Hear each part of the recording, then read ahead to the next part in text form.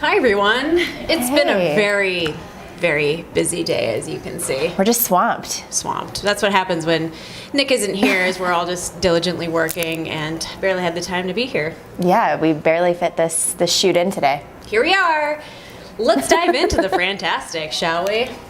So I feel like I'm gonna tee this up by saying I know that this week there's just some negative news out there lately. It's pretty dark, and I feel like we all need a little bit of positive vibes in our lives. So because we here at The 8 always have your best interest at heart, I wanted to show you something that really has been very special to us this week, and that is a live feed of tiny kittens hanging out in a tiny house. It's amazing. It's like the real world, but instead of like angsty millennials, it's kittens. And instead of getting in fights and crying, they're cuddling, and it's just the greatest thing ever. So I hope you enjoy.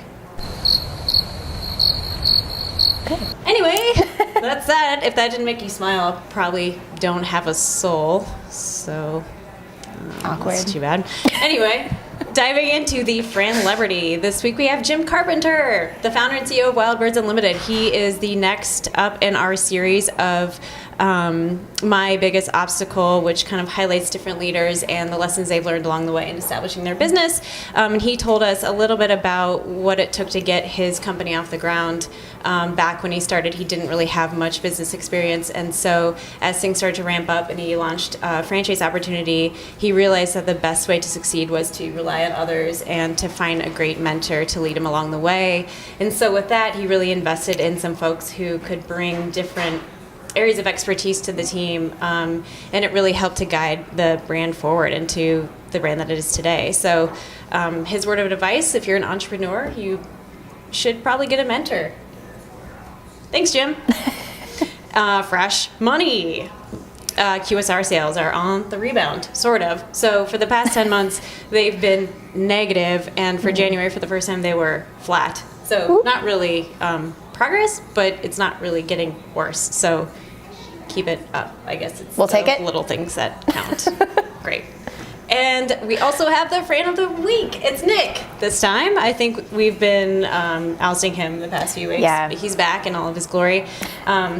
He talked a bit about the value of brand culture, and we kicked it off with a video. If you check out the column in 1851, there's a dude who's at what I can only imagine is a concert. He's shirtless, and he's dancing wildly by himself, and then everybody else looks at him and feels inspired by his craziness, and they join him.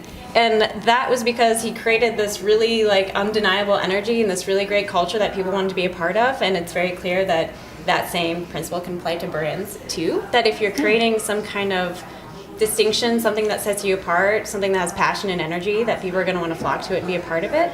And in the column, Nick called out Mosquito Joe in particular. He kind of watched their evolution, going to their convention when they first started as a young brand to 4 years later, where suddenly they had this crazy group of people who just loved everything about the Mosquito Joe experience. They're wearing khakis and green shirts and were screaming about Mojo while hanging out in Cancun.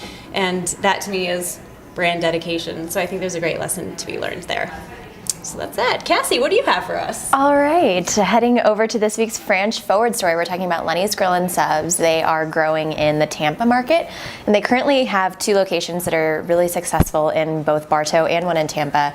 They're looking for more franchisees to develop in that area because there's already a strong base of customers and familiarity there with the brand, so it's looking like that's going to be one of their biggest markets for growth in 2017. So check it out if you live in the Sunshine State. Now on to the Fran Funny, which again this week has absolutely nothing to do with franchising. So neither do kittens. It's okay.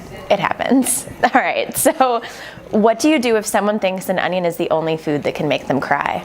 No idea. You throw a coconut at their face. Sorry. I had to do it. All right, and then this week's For Inspiration misquote is, success consists of only going from failure to failure without loss of enthusiasm unless you're buying into a proven franchise system. Then you're already winning. Winston Churchill said that. He's a wise guy. Yeah, he knew what was up. For sure.